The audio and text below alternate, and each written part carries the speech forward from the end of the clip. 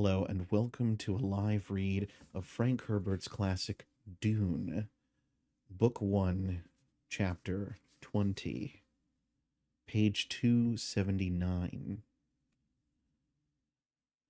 Arrakis teaches the attitude of the knife, chopping off what's incomplete and saying, now it's complete because it's ended here. From Collected Sayings of Muad'Dib by the Princess Irulan. A man in Harkonnen uniform skidded to a stop at the end of the hall, stared in at Yue, taking in, at a single glance, Mape's body, the sprawled form of the Duke, Yue standing there. The man held a laser gun in his right hand. There was a casual air of brutality about him, a sense of toughness and poise that sent a shiver through Yue. Sardaukar, Yue thought. A Bashar, by the look of him. Probably one of the Emperor's own sent here to keep an eye on things. No matter what the uniform, there's no disguising them. You're Yue, the man said. He looked speculatively at the Suk school ring on the doctor's hair, stared once at the diamond tattoo, and then met Yue's eyes. I am Yue, the doctor said.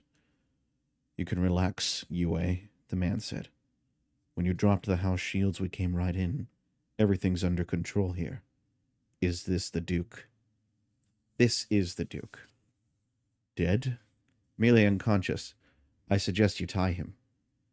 Did you do for these others? He glanced back down the hall where Mape's body lay. More's the pity, Yue muttered. Pity? Sardaukar sneered. He advanced, looked down at Leto. So that's the great Red Duke.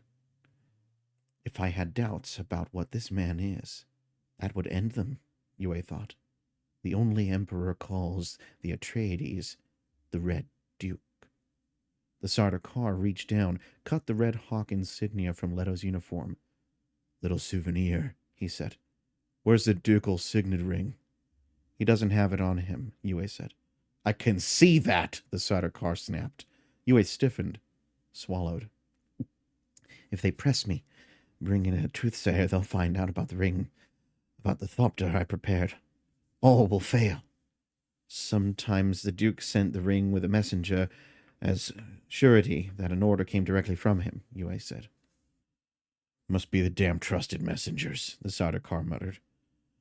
Aren't you going to tie him? Yue ventured. How long? He'll be unconscious. 2 hours or so. I wasn't as precise with his dosage as I was for the woman and boy. The Sardaukar spurned the Duke with his toe. This was nothing to fear even when awake. When will the woman and boy awaken? About 10 minutes. So soon! I was told the Baron would arrive immediately behind his men. So he will? You'll wait outside, Yue. He shot a hard glance at Yue. Now! Yue glanced at Leto. What about? He'll be delivered to the Baron, all properly trussed like a roast for the oven. Again, the Sardaukar looked at the diamond tattoo on Yue's forehead. You're known. You'll be safe enough in the halls. We've no more time for chit-chat, traitor. I hear the others coming. Traitor, Yue thought. He lowered his gaze, pressed past the Sardaukar, knowing this as a foretaste of how history would remember him. Yue, the traitor. He passed more bodies on his way to the front entrance and glanced at them, fearful that one might be Paul or Jessica. All were house troopers or wore Harkonnen uniform. Harkonnen guards came alert, staring at him as he emerged from the front entrance into flame-lighted night. The palms along the road had been fired to illuminate the house. Black smoke from the flammables used to ignite the trees poured upward through orange flames. It's the traitor, said someone. The Baron will want to see you soon, another said. I must get to the thopter, Yue thought. I must put this ducal signet ring where Paul will find it. And fear struck him. If Idaho suspects me or grows impatient, if he doesn't wait and go exactly where I told him, Jessica and Paul will not be saved from their carnage. I'll be denied even the smallest relief from my act. The Harkonnen guard released his arm, said, Wait over there, out of the way. Abruptly, Yue saw himself as cast away in this place of destruction, spared nothing, given not the smallest pity. Idaho must not fail. Another guard bumped into him, barked. Stay out of the way, you. Even when they profit by they despise me, Yue thought. He straightened himself as he was pushed aside, regained some of his dignity. Wait for the Baron, a guard officer snarled. Yue nodded, walked with controlled casualness along the front of the house, turned the corner into shadows out of sight of the burning palms. Quickly, every step betraying his anxiety, Yue made for the rear yard beneath the conservatory where the thopter waited, the craft they had placed there to carry away Paul and his mother. A guard stood at the open rear door of the house, his attention focused on the lighted hall, and men banging through there, searching from room to room. How confident they were. Yue hugged the shadows, worked his way around the thopter, eased open the door on the side away from the guard. He felt under the front seats for the Frem kit he had hidden there, lifted a flap and slipped in the ducal signet. He felt the crinkling of the spiced paper there. The note he had written, pressed the ring into the paper. He removed his hand, resealed the pack.